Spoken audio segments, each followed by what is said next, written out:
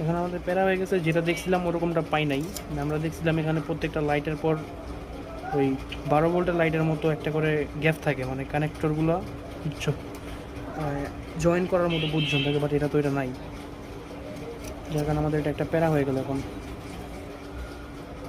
ও না, sorry sorry, এখানেও আছে বাট অনেক দূর দূর।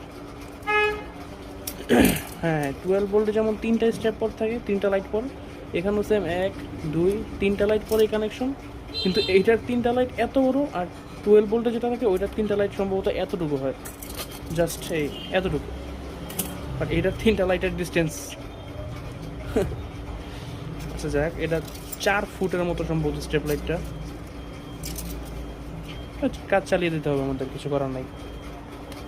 কোয়ালিটি একেবারে খারাপ না, কাজ চালানোর মতো আর কি। রেকমেন্ডেড, প্রাইস হিসাবে রেকমেন্ডেড, 200 টাকার কী পাওয়া যায়।